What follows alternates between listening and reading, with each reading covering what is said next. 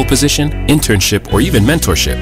They might not have every qualification you typically look for, but they're exactly who your company needs. Man, we really could have used him.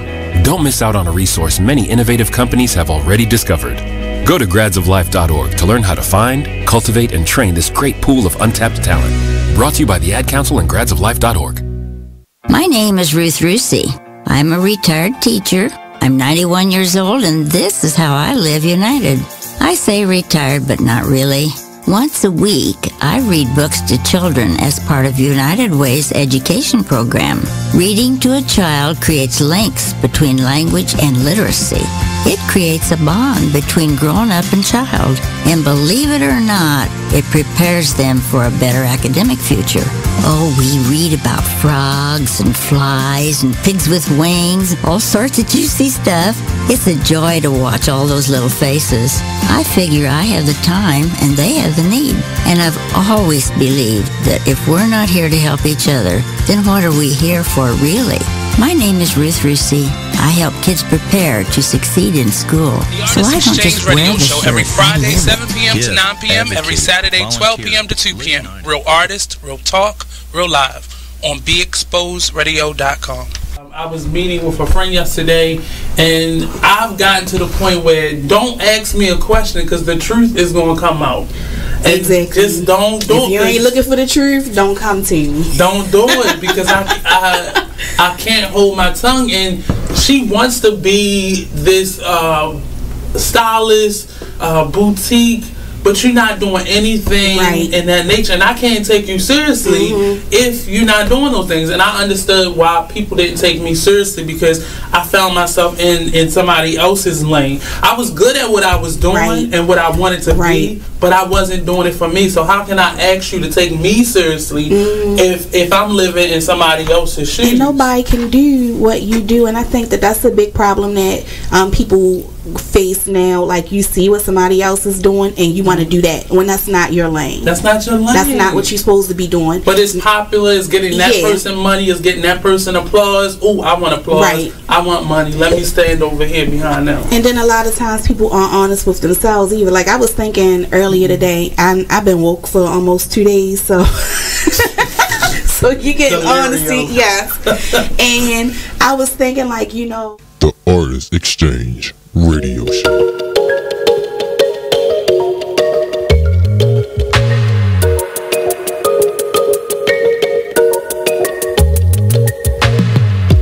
Far into this unknown to find who we really are. Crash into something new and take a break from our broken heart. Talk with the hip, tell me you lie. I think we should go for another round. Baby, try not to say too much. Let your love come down. If you wanna rule, there's some rules you gotta live by. Live by. Stay true to your cool, make a move, don't wait on nobody else. And if it feels like a melody, let's sing a song, we my radio. And if you follow me there, I'll follow you back. Let the night unfold. I can tell that she can't get enough, show enough, she couldn't. Oh no, she couldn't. It's all for me. Touching hands till we dance in the dark, showing off, she couldn't. It's all for me. We do whatever we like. It's all for me. Oh no, she couldn't. It's all for me. So let's slide, you and me alone, to find who we really are. Crash into something new. I got ballet banging up the car. So tell me you kiss, tell me you lie. I think we should go for another round. Baby, I wanna take you, but we gotta groove so we can lose the crowd. If you wanna rule, there's some rules you gotta live by. Live by. Stay true to your cool, make a move, don't wait on nobody else. And if it feels like a melody, sing a song, be my radio. And if you follow me there, I'll follow you back. Let the night unfold. I can tell that she can't get enough, show enough, she couldn't. It's all for me. Oh no, she couldn't. It's all for me. Touching hands till we dance in the dark, showing off, she couldn't. It's all for me. We do whatever you like. It's all for me. Oh no, she couldn't. It's all for me. Oh baby.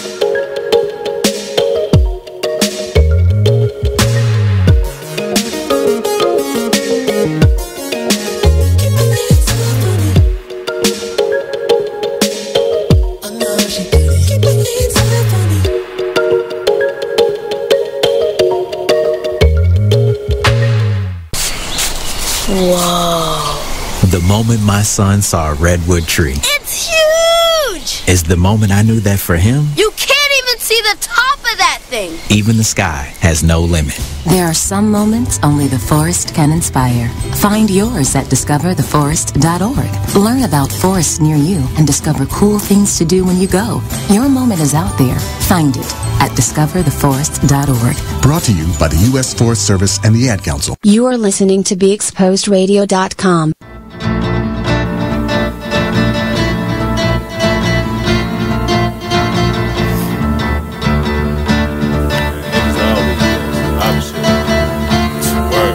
First they love you, then desert you. Leave with a plate full with no spoon. Ain't no space, I can't escape negativity. I got used to the taste. I've been bad, burned, then fucked over. But remain strong through the Passover. Kicking haters out of the way like mast over. Roll up, sip something, let it pass over. Who would I be? It ain't a man to me to let the next man take advantage of me. When that storm come, no pan I see. Get with it, not without it, then you'll see. I beat the haters, they know I'm greater. That's why they buzzing for the elevator. But I can't save it, it'll be too loud on the pedal stool. Don't carry favors, always got your hand out demanding favors. When I just looked out, now you need more paper. I can't breathe, give me 3 feet. I never let y'all be the death of me. When my patients run there, yeah, nigga OT. Cause they wanna see me down like I'm NCT. 6 words, get the fuck away from me. Say I help you out if you can help yourself. I keep it G till I DIE. Now excuse me while I get back to PC. HOP ain't losing sleep while your third eye always on me. I'm stacking green just to feed the team. My boo, she know that I'm king when chasing my dream. These niggas it seems I rip them, trash them, then put on new jeans. Man, see the problem is, man, you know, I keep it 100, man.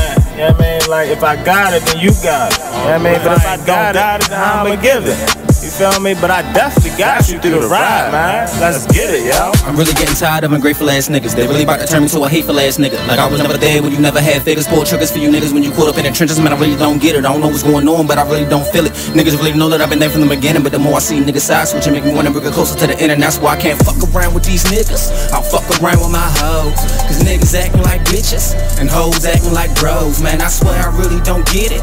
How people switch up they roles. First it was nothing but love, but nowadays I don't know. It seems like anything goes. Where can I go? Cause lately fucking with you, I just stand at a fork in the road. And it's hurting my soul. When I'm around you, I shouldn't feel like I should stay on my toes. So where do we go from here? Get dough from here? Or are we gonna end it on the road right here? Cause either way, whether it's left or the right on my poverty, niggas gon' blow round here. Fuck cities up while we do shows round here. Keep our music up while we blow Joe round here. Don't be looking salty if you're not going nowhere. Should've kept it with the move instead of moving over there. Cause I'm getting to the point where I just don't care. Know you're thinking to yourself that it's just not fair. But you made your choice and I won't be taught. Just know ain't no fucking coming back round here. And we shining and grinding. You mad that you ain't at the top when you see what we climbing. Our music is timeless. I thought you would witness the vision, but it's obvious that you blinded. I thought we was brothers. I thought we was fam. But it's plain to see that you don't give a damn. Everything cool when we out selling grams, but now what's the problem? A mic in my hand, man. Dang. I feel you, my nigga. See, niggas be saying just one way of life when there's billions of possibilities that happen on a day-to-day basis. Don't judge us cause you ain't where you supposed to be at in life. Instead of envy or try and bring niggas to your level, strive for better from yourself, not the people around you, man. Pay attention, wake up.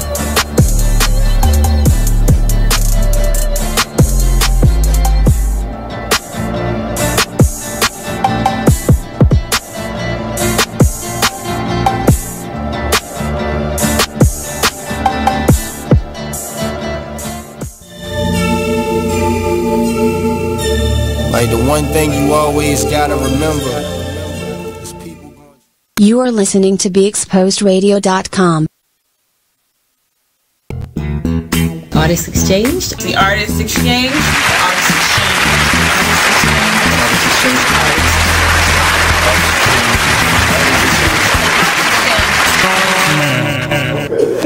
Exchange. Did he tell you look that way or look that way? Did he say?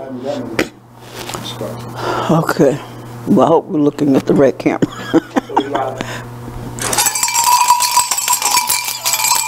Whoa, whoa, whoa! Whoa, whoa, whoa! Whoa, whoa, whoa! Whoa, whoa, whoa! It's storytelling time! It's storytelling time! Karibu, welcome to How We Got Over. How we got over. How we got over. Our souls look back and wonder how we got over. How We Got Over is hosted by me, Mama Linda Goss, And this is a series where black storytellers, educators, artists, historians, and local legends talk about their school days in Baltimore and throughout the state of Maryland. How We Got Over is produced by the Artist Exchange Show, hosted by brother Nate Couser. This program is sponsored by the Peel Center, where Nancy Proctor is the director and is funded through the Maryland State Arts Council. And again, I welcome you. And today we have with us Brother Gordon Surah Parks. Welcome, Brother Surah. I'm glad to be here. And first of all, tell me, what does Surah mean? Why do you call yourself Surah? Surah is a name that I inherited. I took a sojourn to Senegal, Africa, and it was a 10-day sojourn around the countryside, and we visited a lot of places, Goree Island, and Kunta Kinte's village. Wonderful time. But at the end, elders of the village, all of the elders of the city, they all came together to let all the participants give them an idea of what their actual tribal name is. And as the elders kind of sort of looked at you and touched you, and then they conversed and came up with what they thought the tribal name was, they gave me my tribe as Samake. Samake is my tribal, that's my last name, my tribal name, Samake. And as my first name, they gave me Surah. Now, it took me a little while to get used to it, but what I like about the name is the meaning. Surah means one who reaches up to the universe for answers. And I love that. And so as a storyteller, I decided to adopt the name Surah when I do my storytelling. That's a beautiful name, and now I know what it means. It's very powerful. Yes, it very is. Powerful name. Yes. Oh my goodness. And I see myself as a spiritual person, so when I was told that's what the meaning was, I mean, I'm always looking up and praying to God. So I like it. It's beautiful, beautiful. Now, Brother Surah, your name is Gordon Surah Parks. Now, were you named after the photographer, Gordon Parks? I was not named after a photographer. Actually, my mother gave me that name, Gordon Willard Parks. Okay. I was born in 1947. Okay. Gordon Willard Parks. If you look at the history of Gordon Parks, the photographer, and of course, my namesake, he didn't become famous until 1948 is when he did Life magazine. I see. And then the name started to go out there. So I was actually, my mother named me that well before he became famous. Isn't that something? Here again, that's right. It's the spirit. That's right, from the spirit. That spirit. So you were born in 1947. Where were you born? Oh, Baltimore, Maryland, University Hospital. Okay. And of course, December is my month and of birth, and lived in West Baltimore, most of my life. West Baltimore. Did your area have a community name?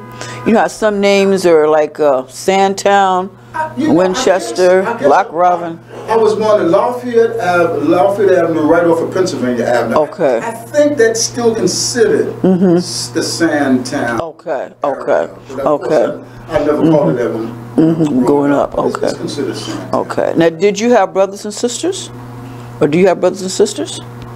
I was the only child that my mother had. I see. As they say, the Temptations put out their song "Papa" was a Rolling Stone.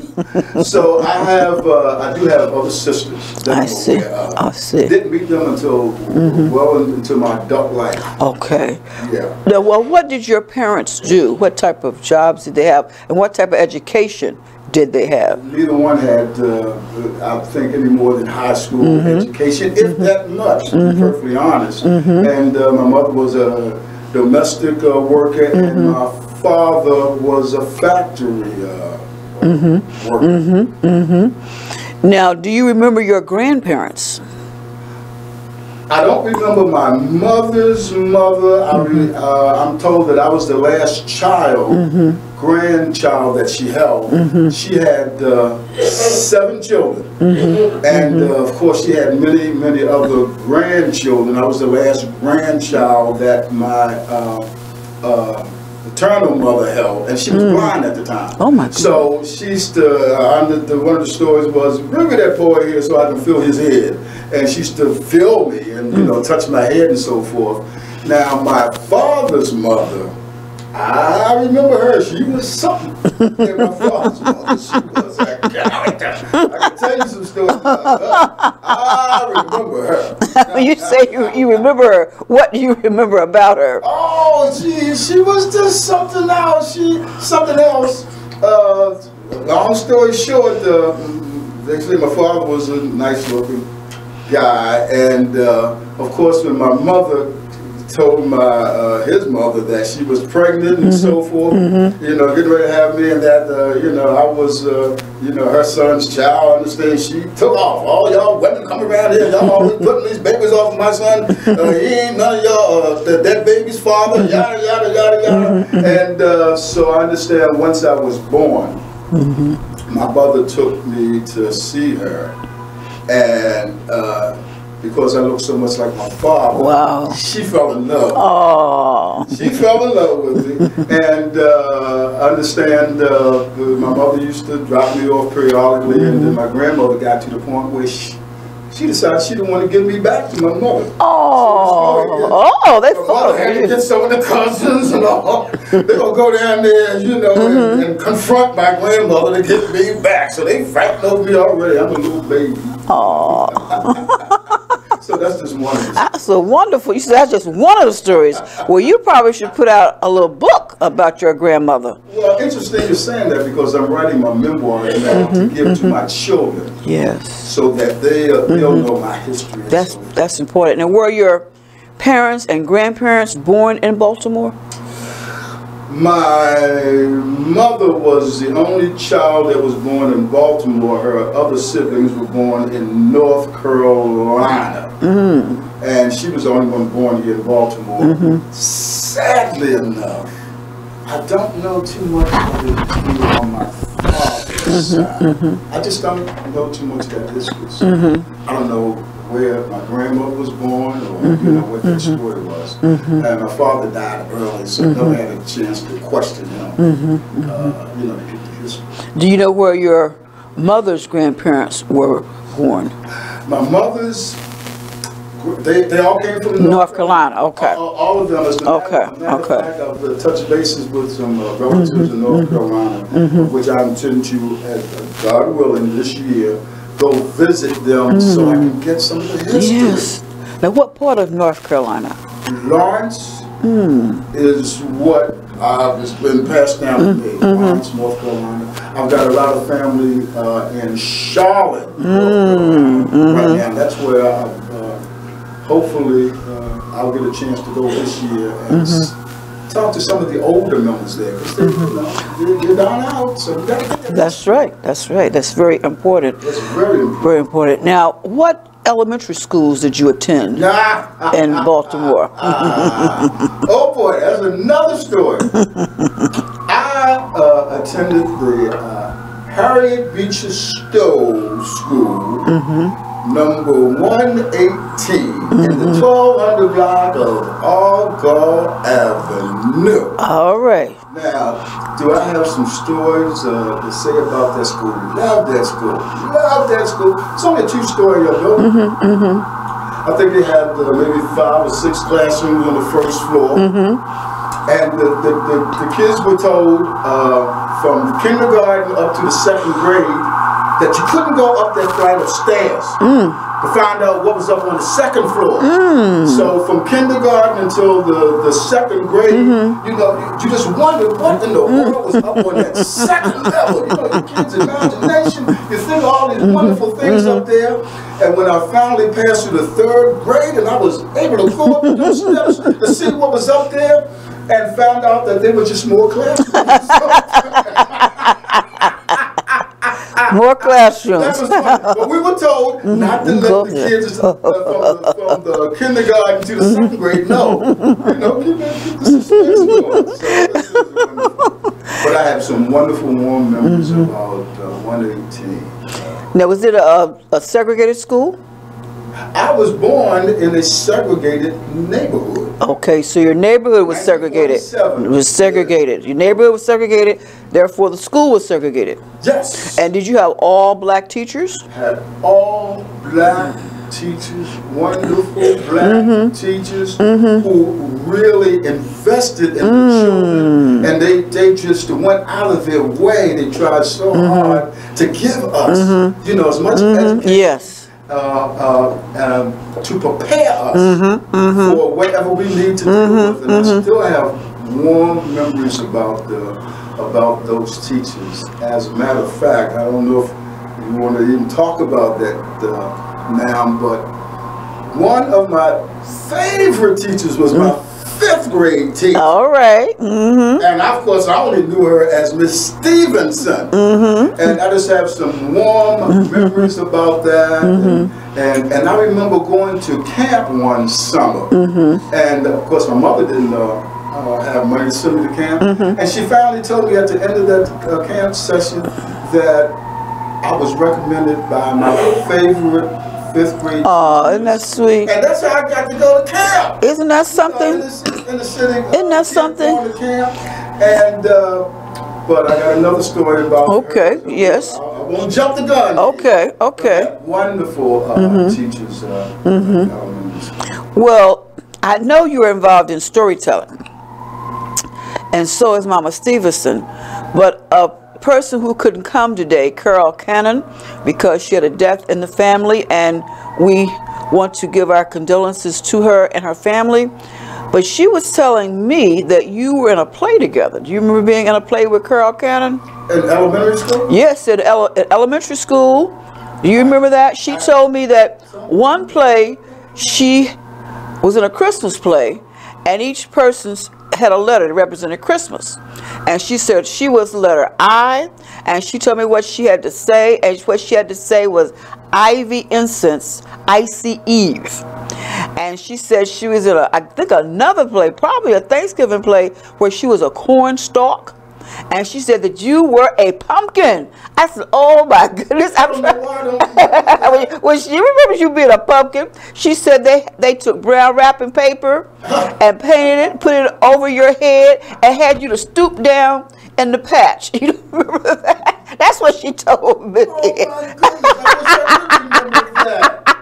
So even though she couldn't come, she wanted to make sure I convey this story to you. Oh my goodness. So you don't remember being a cute little pumpkin? Particular play. I do remember being a play, and because 118 was such a small school, we didn't have an auditorium or any large space where we could do events like that. I think we went over to 125 to do a play. It was a Christmas play, and I remember the music of Tchaikovsky. To this day, I love Tchaikovsky because it was the music. The Nutcracker Suite. Nutcracker. And I had a chance, and I was supposed to be dancing around the floor, and all the kids had white socks. They were dancing around the floor. And my mother polished my brown shoes that day, and we walked over there in the rain. And when I took those shoes off, my socks were brown and it broke my heart. I said, I can't go out there and dance with these messed up socks. So she had to run to the store and get me a pair. Oh my goodness! So I could dance. So you could dance. So you were at this school 118, for how long? From the 1st grade until the 6th grade. To the 6th grade. Yeah. Okay, now where did you go after that? Yeah, of course, then we graduated to junior high. That's right. That's what it was back in the day. And that was from the 7th until the 9th. However, I went the 7th grade. I went to Booker T. Washington. Booker T. Washington. Okay. Does it still exist here? Yes, Booker. I believe. I mean, they're changing all these school names. So that was junior high 7th through 9th. That was the 7th grade. Okay, just the 7th grade. Then, after the 7th grade, we moved from the area that we were in further out, and so I got transferred to. Oh my goodness, Lamel Junior High School. So I went to Lamel from the 8th through the 9th grade. And where is Lamel? Dukeland Street, up there near... What neighborhood? It was right off of Gwynn Falls and Dukeland. Oh, okay. Was that still considered Baltimore, or is that Baltimore County? Oh, no, that's Baltimore City. Okay, Baltimore City. Yeah, okay. That was fun. And I went there until the 9th grade. And I graduated from there and went to Edmondson High. Edmondson High School. Now, these schools, these junior highs and the Edmondson School, were they still segregated? They were still all black. Yes. Yes. So you never went to an integrated school? From the elementary to junior high school, they were segregated. It was in the early part of the 60s when I went to Edmondson. It was the first time that was ever in a school where there were white students. Did you have white teachers too? All white teachers. All white teachers. White principal, white teachers, white. Not all white classmates, but when I went there in 1963, it was something like 25% black, 75% white. Oh my goodness. And when I graduated, it had switched. 75% black and 25% white. But what I recall most of all, and it goes back to my elementary school teachers who had prepared me to feel as though I was just as great. That's right. That's right. That's right. Always maintain my dignity. That's right. That's so right. when I went there to Edmondson High School, I was ready for it. I was ready, and I always thank my elementary school teachers. So did you encounter any bullying, or did you see any bullying, or did you witness any discrimination or prejudice? In high school, I'm sure it did, but we were so proud of ourselves at that point that it didn't bother us that we were baby boomers. That's right. We had that dignity, and we were proud of who we were, and you know, and becoming into our own afros and bell-bottom pants, and we strutted.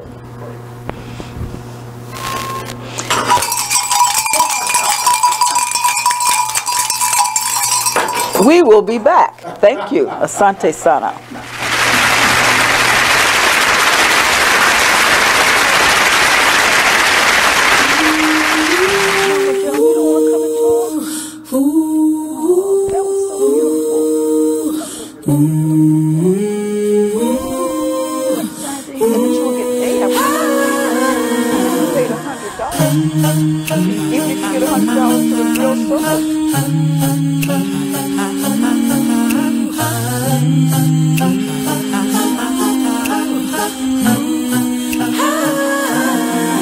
You're like an internal bleeder. Can't see your pain, but it can silently kill ya. So deeply wounded, but don't say a thing. Too afraid of what the people may say or think. So you just sit there and you suffer in silence. Your pride won't let you just uncover your secret. Don't wanna look weak in your image, it ain't worth losing. So you just act as if it's nothing happening. God sees you, and God hears you. Yes, God loves you. You're like an internal bleeder. Can't see your pain, but it can silently kill ya. Suicidal, depressed, but you won't say a thing. Too afraid of what the people may say or think. You feel alone even though the people surround you. Popping pills every night even though you know they can't solve it. The emotional pain, it just seems way too heavy. Your mind is racing, wanna scream, somebody help me. God sees you, and God hears you. Yes, God loves you.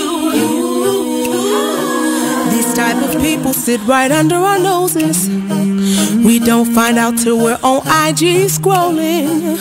We post a few memes, but then it keeps on happening. Something's gotta change, we gotta start talking and telling the truth without the fear of judgment.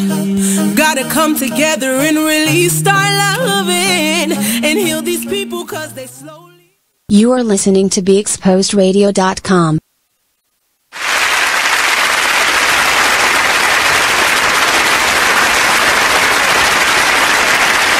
Oh, come on. Now, you know we need you too.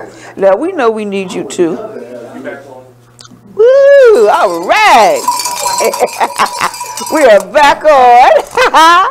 Brother Sue and I are having such a wonderful time. I'm just enjoying listening to you talk and tell your stories.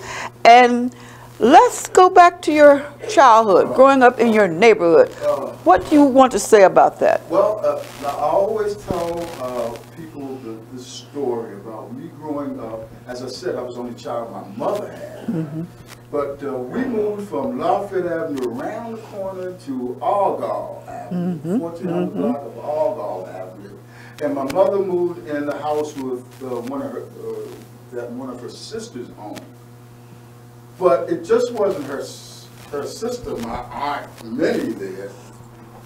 It had 3 other sisters in the house. So it was a 3-story house. And there was a family on each one of those floors. On the second floor is where my mother and I stayed. The second floor front, and then I had cousins. The second floor back, and on the third floor I had an aunt and uncle. The third floor front I had an aunt and uncle. Third floor back, and so people say you were the only child. Weren't you ever lonely? Never lonely. I grew up with all of those people in that household. I grew up with cousins. And the cousins that I grew up with, my Aunt Minnie, it was their mother, and they called her Mommy. I'm the youngest child in the house, so I thought that was her name, so I called her Mommy. They called their father Daddy. I called him Daddy. And then, of course, all my aunts and everything, I was always surrounded with love. My mother was the youngest child or sibling, and she was, because she was the youngest, she was the wildest. So Mom, bless her heart, she used to, go and do her thing, but even though she wasn't around, I always had one of the aunts. They would always pull me up. They would always be there to take care of whatever situation that I was dealing with when my mother wasn't there, and that lasted for the rest of my life. They were always there, surrogate mothers and second mothers and third mothers. And so I just grew up in this wonderful atmosphere. All of this love everywhere. And even when I got older, one of my aunts moved to New York, and she came back to Baltimore. My mother was kind of still wild, and she grabbed me up. She took me to New York with her for 2 years. I stayed in Brooklyn, New York, and I lived with her children and everything. So they became not just my cousins, but my brothers and sisters. I was always the baby, so I always got all that attention. She brought me back. I had another aunt that lived in Overlea, Maryland, back in the 50s. It was country. Off of Bel Air Road. That was country. She had a farm back there with chickens, and my uncle used to go out and knock hogs in the head, have cookouts, barbecues in the yard.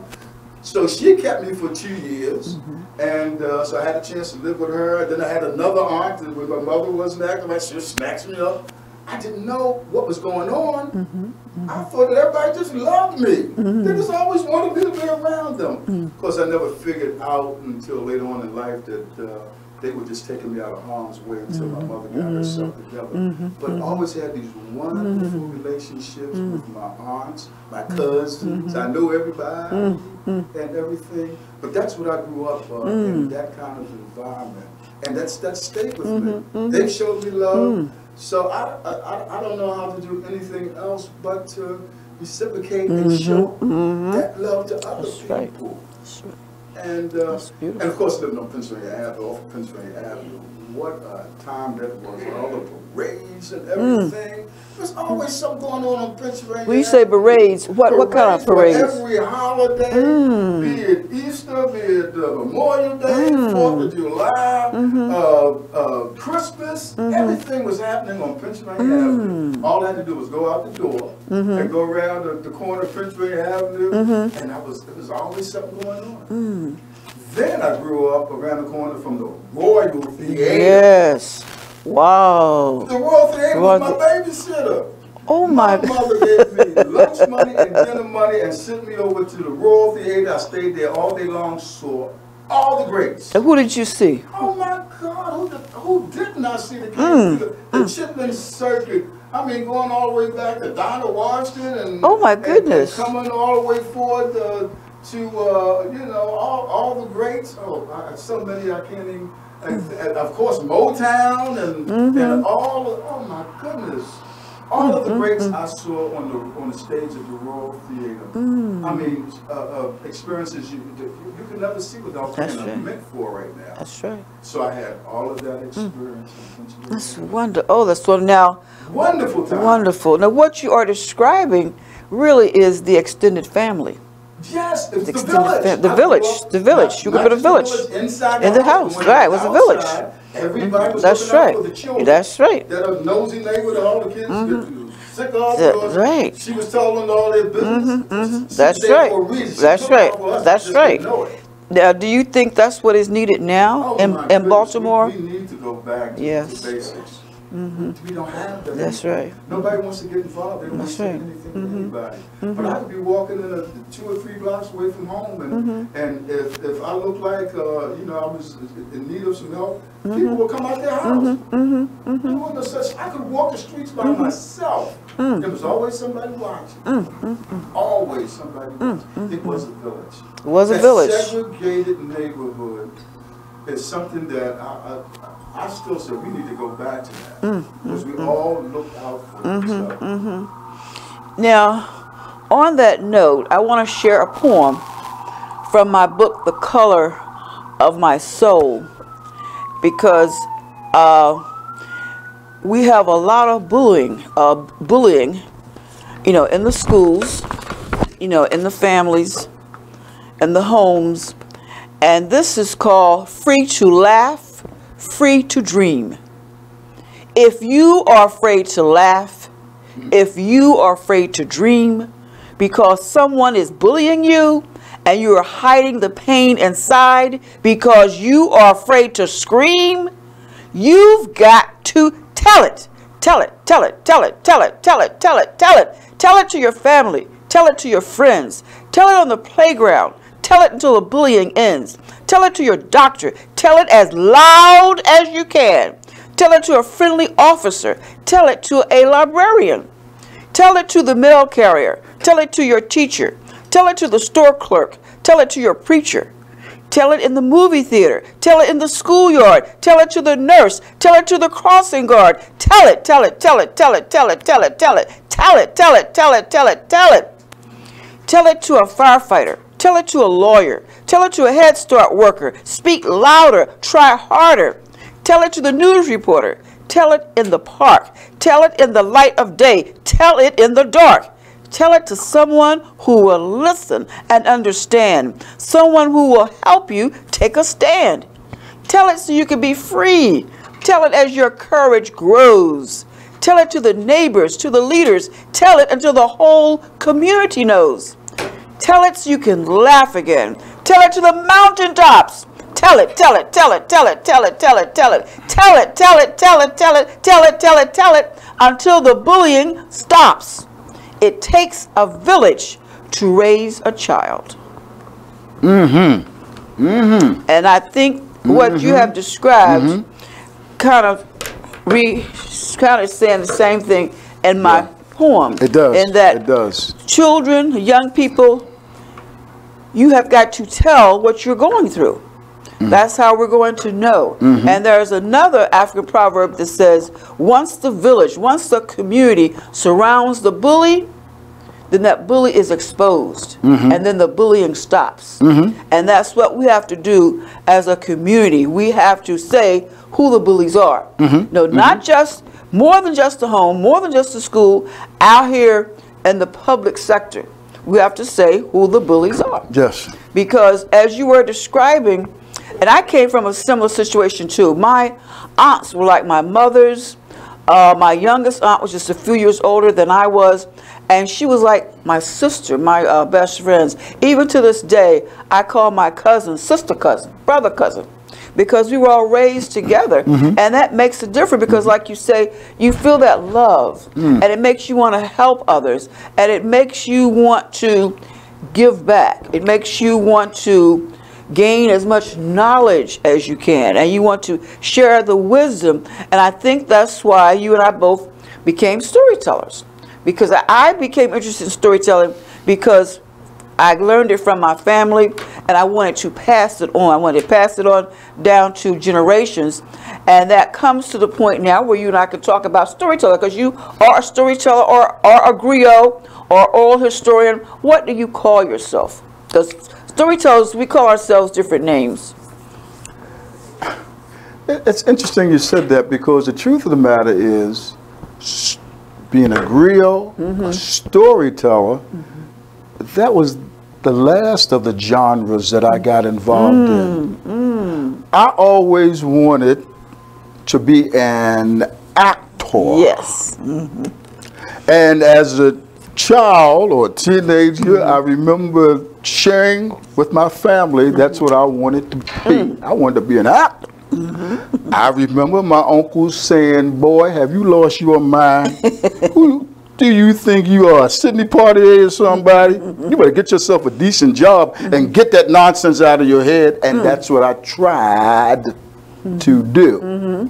But it stayed there. And it wasn't until I was in my 30s, I'm really a late bloomer as an actor, that I decided that I was going to do something for me. And I decided to go to an acting workshop and fell in love with acting. At 30, I didn't need to get the approval of the people I was trying to get approval from, and they weren't encouraging me. So I decided to go for it. Now, through acting, I got involved with directing. Through acting, I got involved with writing stories, becoming a playwright. Through acting, I got involved with being an instructor and teaching young children drama workshops to encourage them at a young age, because I wasn't encouraged. I never was. I had to decide for myself. That's what I wanted to do. But I wanted to get to the young children now, because I found through acting and workshops and drama and theater that it enhanced me, my being so much. It just taught me some wonderful skills. Speaking up like I'm speaking up now, and not being afraid to say what's on my mind, and using my imagination, you know, and deal with an audience and so forth. And I want to instill those qualities and skills into young children now, because it's only going to make them better. That's right. But then I said all that to say, and then because I used to always run into Mama Mary, and we used to talk, and she used to say, "You need to come up and join the griot circle." While, you know, she was still alive, and I said, "Okay, I'm coming up," and that just never did until she passed, and then I decided to become a griot. But storytelling has always been a part of of my world. Because as an actor, that's what we do. Right. We tell stories, somebody's story, as an actor. So and now I'm in it. I love it. I love the griot circle of Maryland. You know, I love everybody that's part of it, and I see how necessary it really is for us to keep moving forward and telling our stories. It's important. Now, when you said you worked in a theater, did you work at the Arena Players or what theaters around? No. Okay. Everybody assumes because I'm an actor, I'm an arena player, but actually I started with a acting workshop directed by Dr. Percy Thomas. He had just come off the coast of California, and he was hired by the city to start this the city drama workshop, and that's how I got involved. But the little group of people that became a part of that group, we loved each other so much that we stayed together and we created our own theater group, and it was called the Free Spirit Theater in Baltimore. Now, we used to rival attendance of the arena players. We were like the second, you know, well-known black theater in Baltimore City until it became defunct and broke up. But as far as arena players are concerned, you know, I know everybody. I'm always on the stage. I do a lot of acting there, but I like to do things, you know, around the city. As well as because of the Free Spirit Theater experience, I had a chance to do some theater off Broadway in New York. Did Blues for Mr. Charlie in an off production in New York, and found out that James Baldwin was on had just landed on the East Coast. We called James Baldwin just because we were that arrogant to invite him to come see our little Baltimore production of his play Blues for Mr. Charlie. And backstage that night, the stage manager came back there while we were getting ready to go on stage, and she said, "He's here." And everybody went crazy. James Baldwin came to our production of Blues for Mr. Charlie in New York, and he loved it so much that he came back to our hotel room and he talked to us for, well, until about 4 o'clock when they found his posse. Said, "Come on, Jimmy, you got to go now because you got to get the plane." But he loved us so much that, and you're talking about an experience I will never forget. Sitting in that man's presence, James Baldwin, every word was perfect to fit into a sentence that was perfect, to fit into the conversation that was. I can't say enough. I couldn't say enough about it. But I'm saying those are the kind of experiences that I had. Ooh, do you remember anything he said? Oh my God! It was written up in the Afro. Afro do you have a copy of that paper? I have it somewhere. It was a big old spread that came back to Baltimore about James Baldwin going to a local theater's production of one of his plays, and said he liked our production more than he liked the original production on Broadway. All right. Congratulations. Oh my but that's just part of this wonderful experience I had. And at this point, I just want to say, you know, a lot of black people talk about their experiences being so negative and growing up as children and all those negative experiences and being an adult, prejudice and discrimination. Sometimes I feel like I was beamed down here from somewhere else because my life experiences have been wonderful. And I think it's because I don't concentrate on all that negativity that happened. I always focus on those wonderful moments that I have experienced. Wow, I mean, where do we go from James Baldwin? Oh my goodness. From James Baldwin, wow. Well, let me ask you this. Do you have children? I have 3 daughters. Okay, are they involved in theater? I tried. I tried to get them involved in theater. My oldest one is 51, 2 or whatever now. Was born in 1968. I used to get her to entertain, you know, my friends when they came over. And my second daughter was born maybe 2 or 3 years later, and I tried to get them, you know, to entertain and stuff. And then my third daughter was born I don't know where she came, 5 years later or something. And all of this was during the time when I was separating from their mother. I see. So once I separated, I had a chance to. I always wanted to remain in their lives, so I was a weekend dad, and I would get my girls, and they would stay with me on the weekend, and they went everywhere I went, all the parties, I was in the theaters and stuff, and to the point where none of the friends knew their names. My friends always called my daughters Gordon's girls. They're the Gordon's girls. But yeah, I had the 3 daughters, and I got to share this too. My first daughter's name is Kimberly. Then we had the second daughter, and my wife at the time, their mother named her Kalaine. So I had a Kimberly and a Kalaine. So 5 years later, when the third daughter came up, I said, it was back in my militant years, let's keep the K's going. That's right. So I said, I'm going to name her Keisha. So that we have a Kimberly, a Kalaine, and a Keisha. And I went back to work, and I told those racist white people on my job, y'all don't have to include me in your KKK, because I got my own now. I heard that. Kimberly, Kalaine, and Keisha got my own KKK. Now, when you said the racist people at work, what type of job was this? I started at Baltimore Gas and Electric Company in 1967. That was the same year that they integrated the facilities in the company.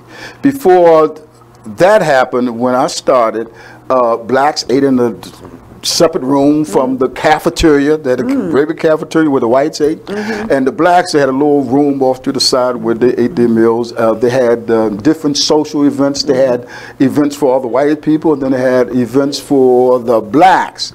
Now, when I started in 1967, I didn't know it, but they had integrated the cafeteria, the facilities, and the guy that trained me was a white guy. And so, of course, my white supervisor said, well, you know, you got to take them over to the cafeteria and so forth for lunch and, you know, show them where to eat and everything. And he did. He took me to the cafeteria, and he just sat there. He was all nervous and everything.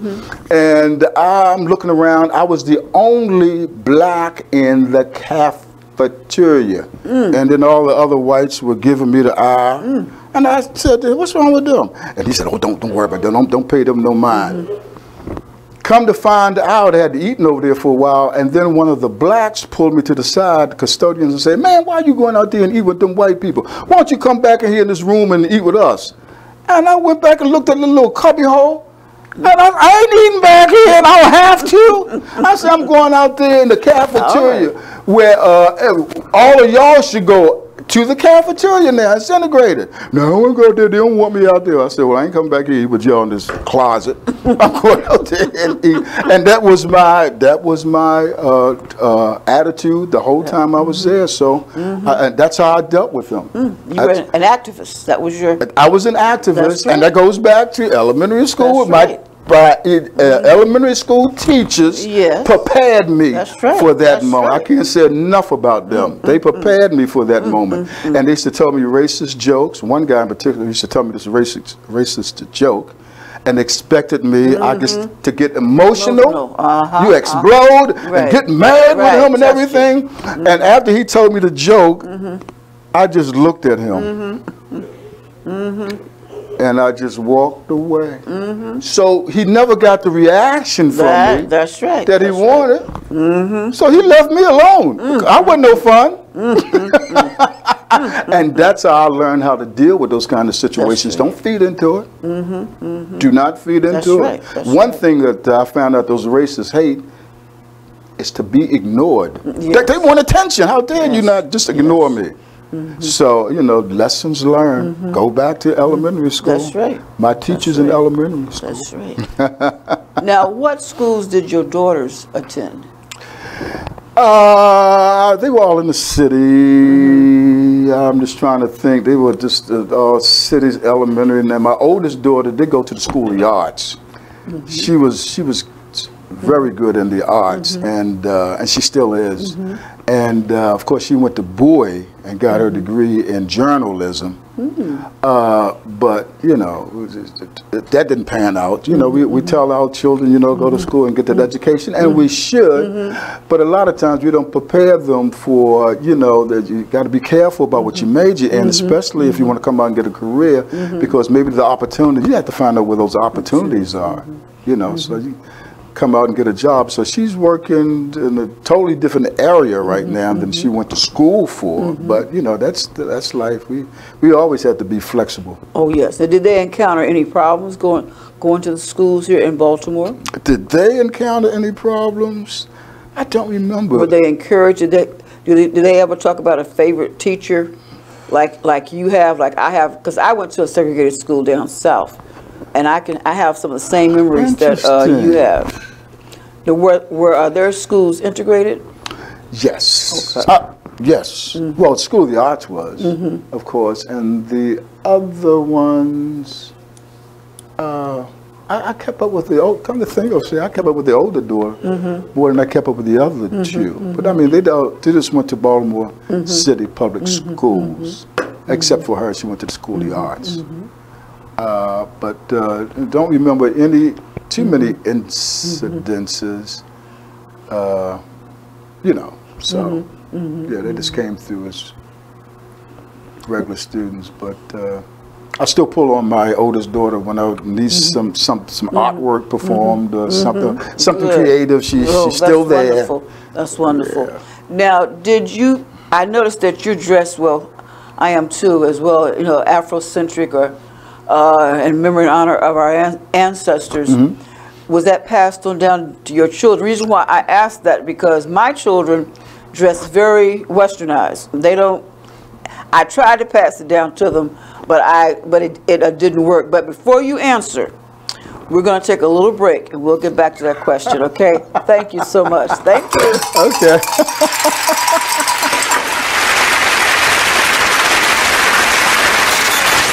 Join the club that gives you stuff. Radio Loyalty. Here's how it works. Just click on the Radio Loyalty banner right now and sign up. Then you keep on listening like you already do. But now you earn points. Those points add up, and you can trade them in for stuff in the Radio Loyalty store. Earn more points by sharing your station with friends on Facebook and Twitter, answering surveys, and by using the apps in the New Players App Store. Pretty simple, right? Radio Loyalty. Click that banner to join now.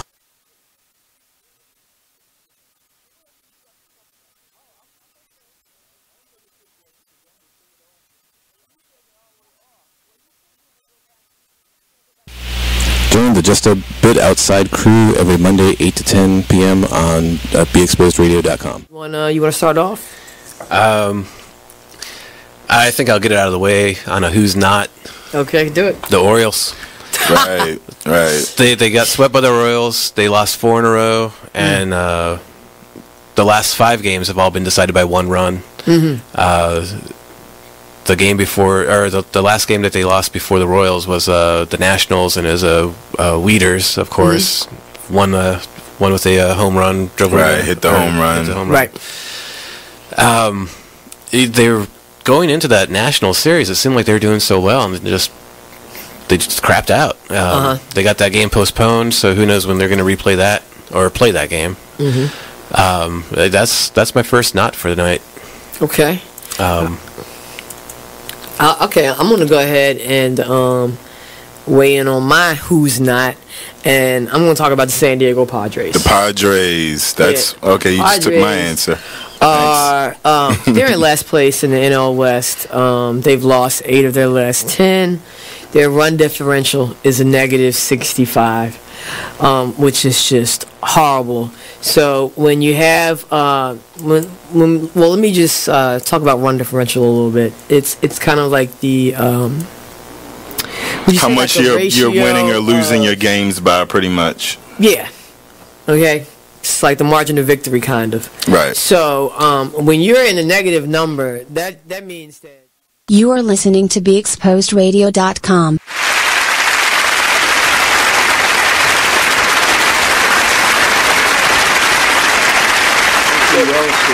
And fact that Mama Joan eventually became a principal. We need to say that too. Gather round my people, well, gather round my people, well, gather round my people, well, come on. Well, it's storytelling time. Well, it's storytelling time. Well, it's storytelling time. Well. One more time. Here we go. Gather round my people. Gather round my people. Gather round my people.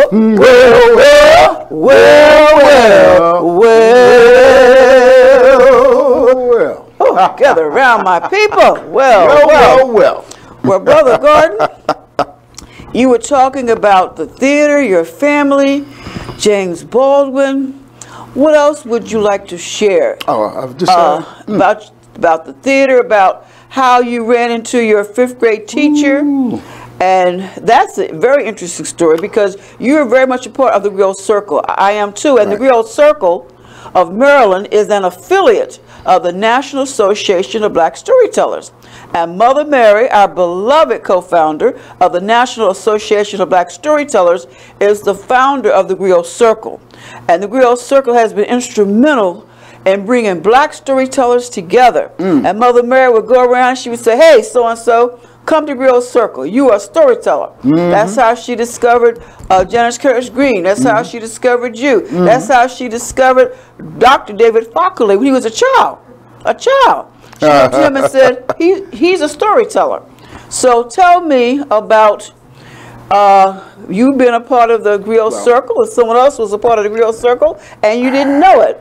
Well, let's just say that I've just been blessed with so many wonderful experiences in my life. One in particular, before I get to the storytelling experience, I'd heard about like I said, my father was a Rolling Stone, and I heard about my sisters and everything, but the adults wouldn't want to elaborate. They wanted to keep that away from me. They didn't want to tell me my history. They never let us meet each other. And I was working at BGE, and this young lady was a contractor, working there for a couple of weeks or so, and I was charged with taking her out and to a trade fair and to introduce her to the people that BGE was doing business with, those contractors. And so I just knew her first name is Sherrod. So I said, well, Sherrod, I need to know your last name because I don't want to just introduce you as Sherrod. I need to know what your last name is. And she said, my last name is Hokut. And then my mouth dropped open. And she said, I know that's a funny name. Everybody acts the same way because Hokut is so unusual, and you very seldom hear that name Hokut. I said, that's not why I'm reacting like that. I said, Hokut should be my last name. That's my father's last name. My mother gave me her maiden name, Parks. But Hokut is my father's last name. And she said, you know what? My mother told me this story about she has a brother that lives in Baltimore, and she said she always wanted to meet him, and I wonder if you're her brother. And I said to her, I said, you go call your mother and you ask your mother what her grandmother's name was. And because I knew my grandmother, the grandmother I was telling you about, my father's side was a character. Her name was Hester Hokut. And she went to the phone and she said, Mom, what was your grandmother's name? And she came running back. She said, my grandmother said her grandmother's name was Hester Hokut. I said, what? I said, you are my niece. Your mother's my sister. And man, she got on the phone. The mother said, you got to come over here. We got to meet. And that was, let's just say that was about 40 years ago.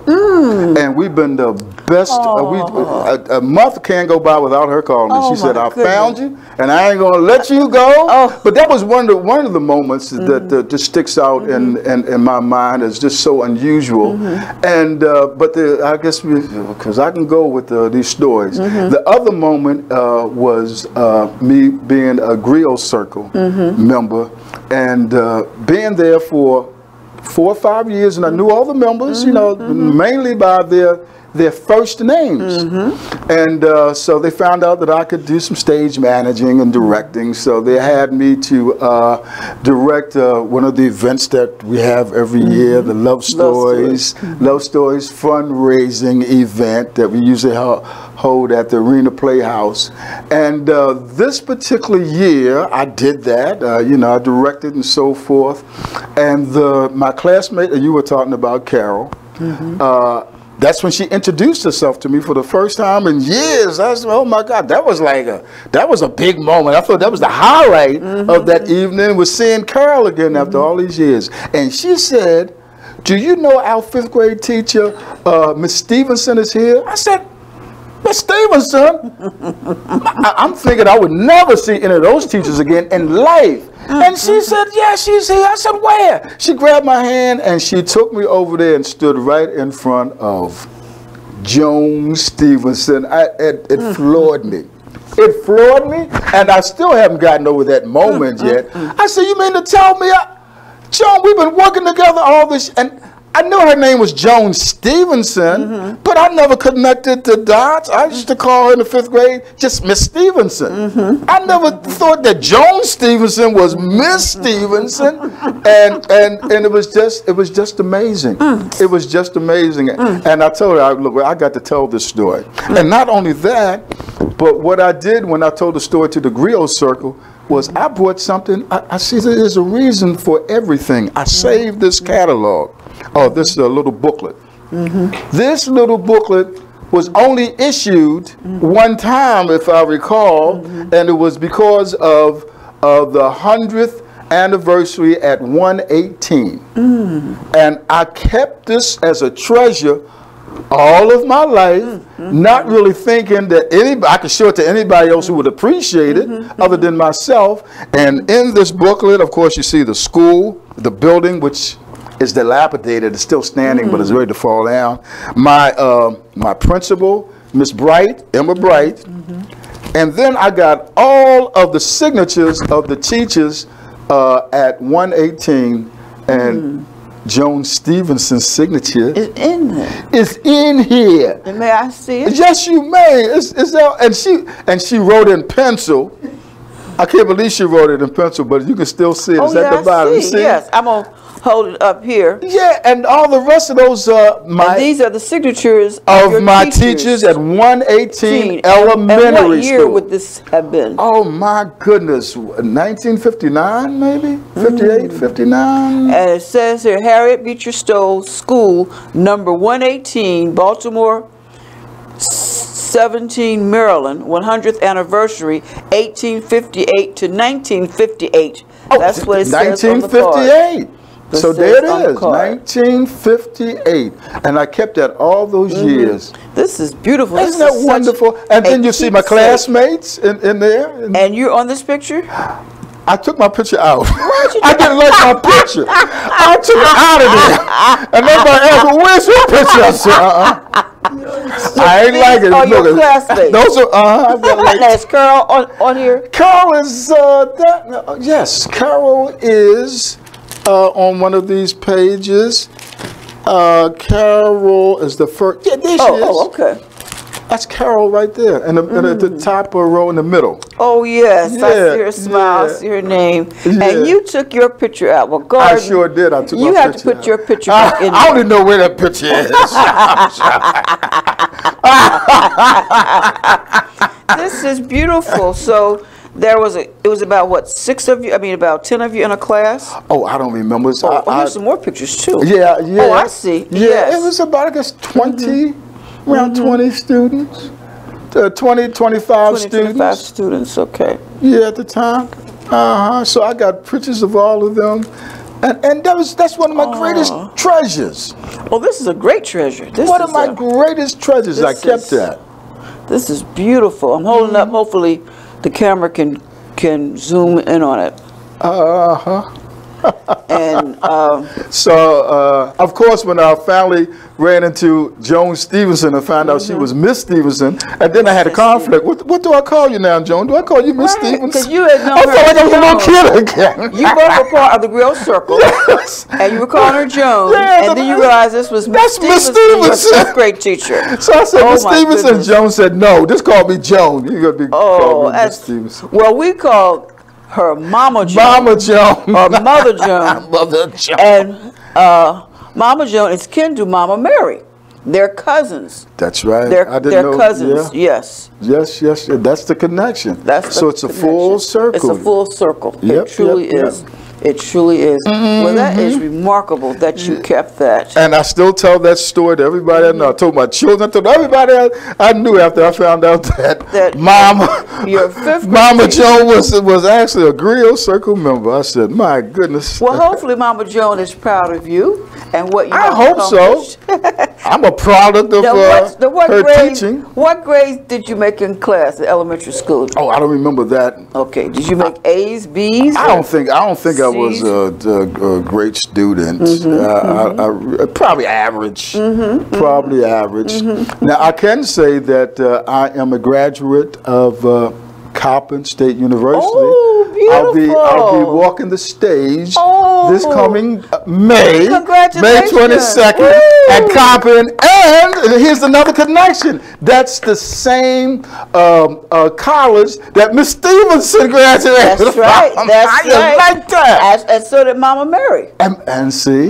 So did Mama Mary. See? So you graduated from the school Miss Stevenson graduated from. That's right. She taught you in the 5th grade. That's right. And then you met her again years later, where both of you were members of the Grill Circle of Maryland, and both of you are members of the National Association of Black Storytellers. That's right. That's right. So that is so just Miss Stevenson is still in my life. That's right. She's still motivating me. That's right. Giving you her blessings. And giving me because she is our esteemed elder. As you know, part of the National Association of Black Storytellers is that we have the Circle of Elders, the Brotherhood Circle of Elders, and we believe in respecting the elders. Absolutely. And Mama Joan is one of our esteemed elders, and we appreciate her. We love her. Yes, we do. We respect her so much, and we're just so thankful for all she's given. Given to us and given to the organization. Certainly to me all these years. Yes. Oh, yes. She's so sweet. Certainly to me.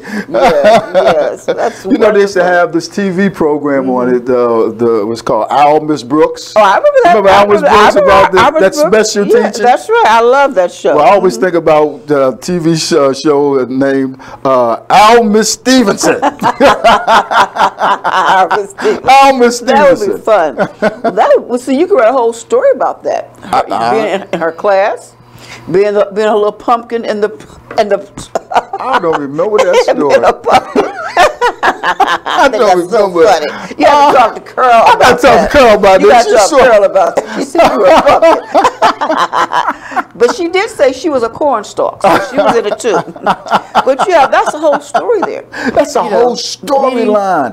That's a full circle Joan in my life. A full circle. And then going to Coppin? And then going to Coppin. That's a full circle. That's the and see, these are the positive stories. It is.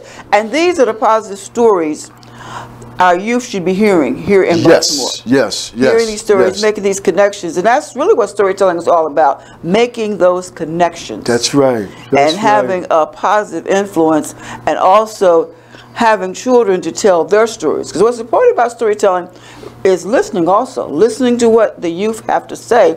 And that's my question I would like for you to answer is, what advice do you have that you like to share with the youth of Baltimore today, or with the youth in general? You know what, and that's why I do these youth workshops, drama workshops. I try to get them to realize whatever your situation is in life, never let that get you down. You always find that positive in what you're doing, and make it work for you. Yes. Make that situation work for you. Yes.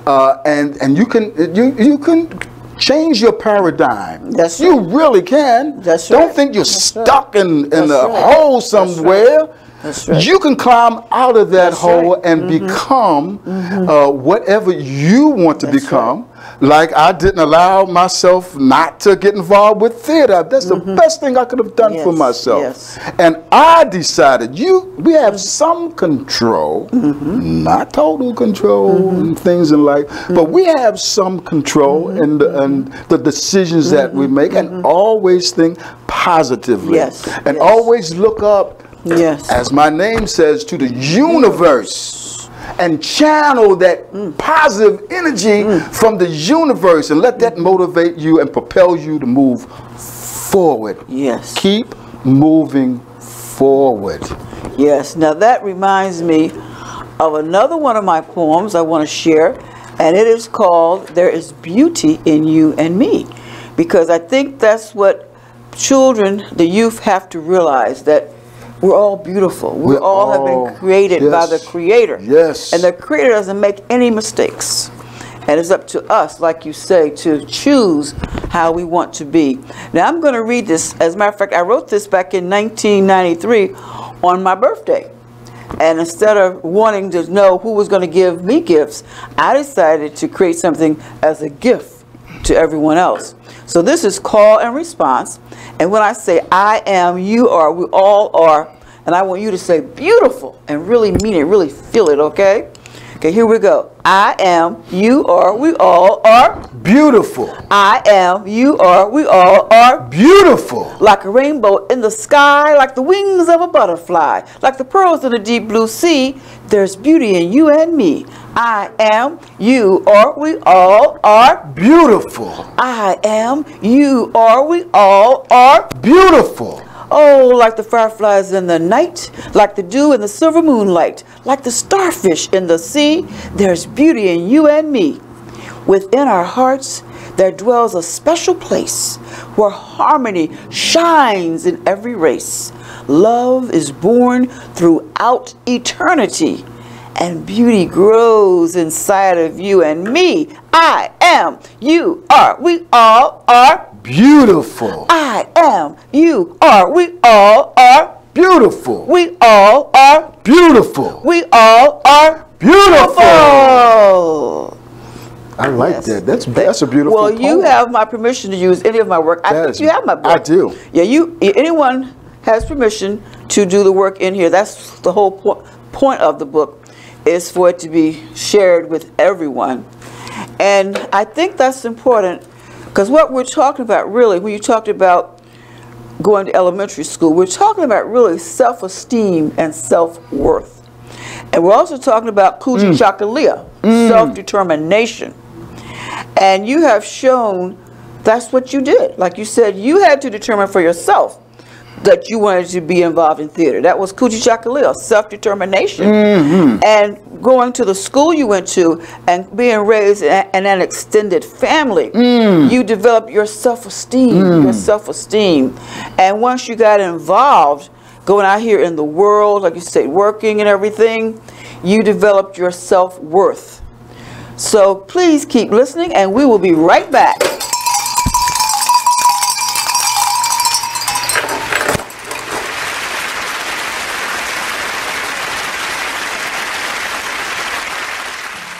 And we're back with more Cheryl Underwood Radio. Thank you, super producer. Hey, Harry Southern, our favorite country lawyer, better known as Judge Harry Southern, is at a county commissioner meeting.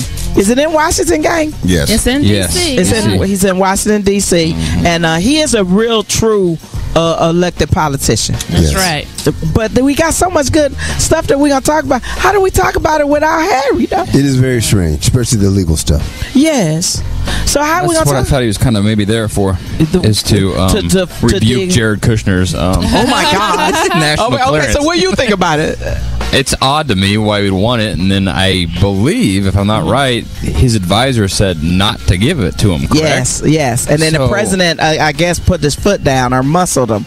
Yeah, out-muscled him and overruled him and told him what he wanted to do. But why are the people around him saying no? Did he take like a lie detector and not pass it? It's my understanding that he had a lot of conflict. That also he had business dealings and he had conflict of interest, and he was inexperienced, so they could manipulate him. And see, if Harry was here, he would explain that really the whole thing, everybody said, well, Cohen and his testimony didn't link President Trump to collusion with the Russians. Right. But what it is all of those questionable dealings come together to open you up for collusion, which is everywhere. Russia, Middle East, all kind, Europe, everywhere. Which would be Kushner, and that's how he's probably made most of his money. And their inexperience allows them to be utilized from the benefit of a foreign government that is hostile to the United States. As a pawn, right? That's right. Yeah. That's right. That's why when I know when I was just in the reserve, and they would take us through classes with the UCMJ, the Uniform Code of Military Justice, and they would talk about how they would use you, and there were things that weren't acceptable in society. Back then, it was homosexuality. It was any sex act that was illegal under UCMJ that you were caught doing. Okay. So let's say they looked in the window when I was getting my groove on, getting my little swerve on, doing some things. The one talent that I got. Yeah. And if you catch me doing it, knowing that I could get thrown out the military from doing it, even as a heterosexual, then they would blackmail you to do something. Right? That's what it all is. Leverage. So in talking about those things, that's why they didn't want Jared Kushner, and also he's been accused of 1 minute representing the United States interest, and then the next minute representing the interest of his company I thought was called 666 something. Go to the Google. I'll find out the name. Go to the Google. Goes back to my point, Cheryl. Why are they there? Why are the kids there, and why are the kids-in-laws there working for him? And matter of fact, we're going to talk about it when we come back. And also, we got word of the day. What's the word of the day? Are we going to change the word of the day? Because Harry not here. We're going to make it easy. Right. 4 letters. That's right. We'll be right back to more show on the Moon Radio. You are listening to BeExposedRadio.com. Oh, you telling some stories, brother. I don't know what I'm saying. I'm just. I'm going to ask you. I know what I'm going to ask you. I'm going to ask you, what are some of your favorite stories? Okay. Well, we've been talking about carrying on. No matter what you go through, we got to carry it on. Carry it on down. Glory, glory. Hallelujah. When I lay my burden down, well, glory, glory, hey, hallelujah. Well, when I lay my burden down, feel like singing, well, feel like dancing, when I lay my burden down. Feel like singing, feel like dancing, well, when I lay my burden down. Oh, glory, glory, hallelujah, well, when I lay my burden down. Glory, glory, glory, hallelujah, when I lay my burden down. Our songs are powerful. That's why we sing them. That's why even though we came over on the enslaved ships, we came over on the horrible journey known as the Middle Passage, many of the ancestors were thrown overboard into the Atlantic Ocean, and those of us who survived, our ancestors survived, and they kept the whole idea of rhythm, story, and song in their heart and soul, even though they were forbidden to read, forbidden to worship the way they wanted to, even were forbidden to raise their own children. Children were snatched from them and sold away.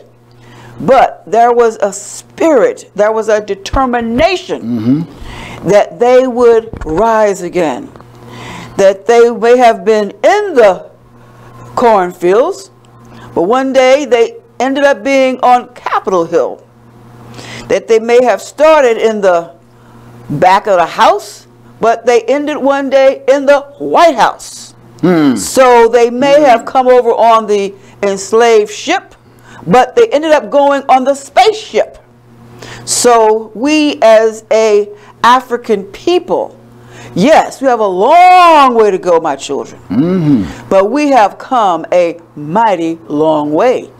And in listening to Brother Gordon Surah Parks, we can hear his experience. We can learn from his experience that the extended family was important, his school was important, having great teachers, and when he went to the integrated school, he came there ready. He came there prepared. He wanted to go into theater, and so he did.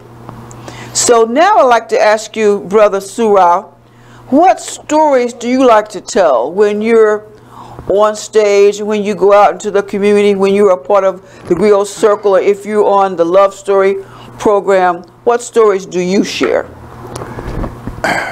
You know, since I have embraced my name, Surah, my African name, it's kind of empowered me to just get in touch with my African roots. I like to tell stories in the African tradition. And I tell you why. See, the stories that the Africans tell, they use animals to get your attention. And they always have, they tell stories that not only entertain and enlighten, but they have a moral. They teach you something. You learn from those stories. And because I'm animated as an actor, I like to channel the spirit of the ancestors. And I've created this patois, the African patois. So when I tell that story, you know, I try to tell the stories the way the African would tell them.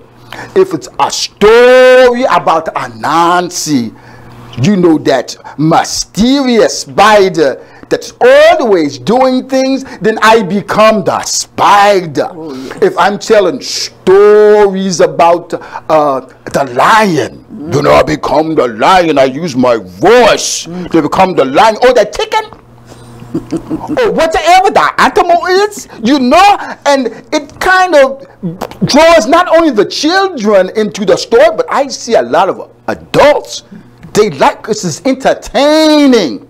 And I like to move around and not only sound like the animal, but to move like the animal. And those are the kind of stories that I really, I listen, you know, from the African, and so, I mean, a lot of times I'll just tell a story, but when I really get into it, I like to tell those traditional African stories. Now, where do you get your stories from? Did you read them, or did you get them from Africa, from other storytellers? Books online, maybe some stories that have been passed down. Now, I'm in the process of writing my own stories about my life experiences from the African tradition. I'm working on one now. I don't want to share it right there because I'm not finished. I don't blame you. But it's, you know, and it has and it's talking to the young people about just what we finished talking about. Trusting in yourself and learning who you are, your gifts and talents, we all have them. We just need to get in touch with them. Yes. And then once we realize what they are, then use them for a special purpose in life. Yes, yes. And those are the stories. And I just want to get to the young people. They need us so much. Yes. To young people. Yes. So that's basically what I like to do as far as a griot, as a storyteller. And so that's the line I'm right now I'll try to continue in, the vein I'll try to continue in. Because what's great about the animal stories, the fables, is that they have a lesson. They teach us a lesson. That's right. There's a moral or proverb that goes with it. And also we can be talking about people and we don't get in trouble because we're using animals. That's right. Okay. But we still get our point across. Right, still getting our point across. And there's I was thinking of an African proverb the other day about what's going on in the world. And it goes like this: 99 lies will save you, but the 100th one will give you away. That's the truth. And that's what's great about our animal stories and our proverbs, is that they have such great profound meaning. You know, Brer Rabbit, you know, Nancy the Spider, and they were tricksters. And because they had to survive. It was about surviving. So a lot of our people, our ancestors who came over here, they brought many of the stories with them. But because of the climate, Brer Rabbit became more popular. You know, but my grandfather would tell me stories, but he would include lions and tigers and all kinds of things in them, telling me about things that were happening over here, you know, full of fantasy. Now, who in your family was the storyteller? Do you remember who told you stories? In my family, there was a storyteller. I think they all were.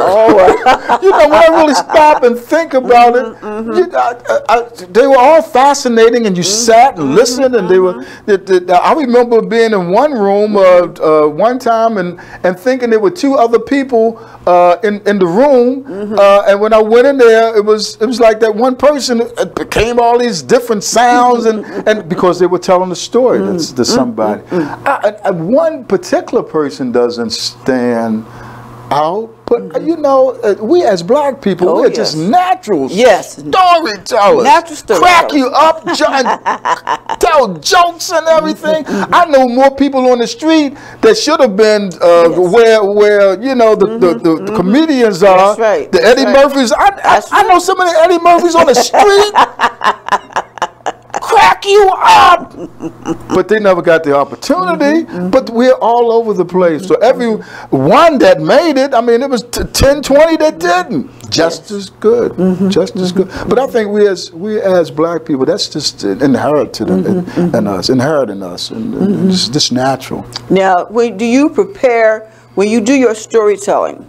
Do you prepare for it like you do when you're in the theater? Do you take that same approach? Oh, I most certainly do. I think preparation is just necessary, and basically in whatever you do, you need to be prepared. That's right. That's right. You really do. And as far as my storytelling, yes, I do go over it. I may go over it, I don't know, 5 or 10 times, but when you get up and tell it, it's going to be different anyway. Right, that's right. But at least you have to know the story. That's true. You know, you have to know the story, so yes, I do prepare. So do you think it's important not only to know the story, be prepared, but to know where the story came from, to know the source? A lot of times I do. Sometimes I don't, but I like the story. You know, I have a chance to research it. But it's always good to give a background. Yes. And give credence to you know, whoever's you know, the story came from. You know, and I mean, you're going to change it up to your story, but you know, especially if you're quoting somebody else's story, you know, give them credit. Yes. Give them credit for it. Now, in terms of what's happening in Baltimore, everyone's concerned about, like you're saying, we hear and see so much of the negative, you know, in terms of the news about Baltimore, especially about the black communities in Baltimore. So what type of stories do you think should be told now? Let's say even if you weren't telling, what type of stories do you think some storytellers, you know, give them ideas what they should be looking into? Oh, I think young people, not just young people, but we as a people need to realize how powerful and gifted we are. Yes, yes. Go back to, was that young, gifted, and black? That's right. You know, we need to go back and like my elementary school teachers taught me to be young, gifted, and black. Yes. And we need to go back and just reinforce that, reinforce it, and not believe everything that we're told, because what's happening is that we're being brainwashed to become what somebody else wants us to become, and not who we really are. So I think we need to go back and reinforce our greatness. Yes.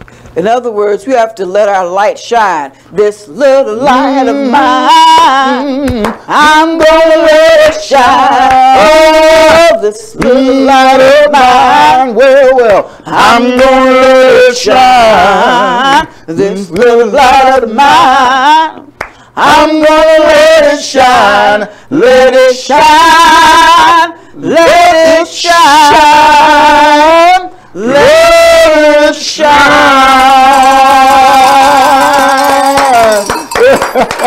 Asante Sana, Asante Sana.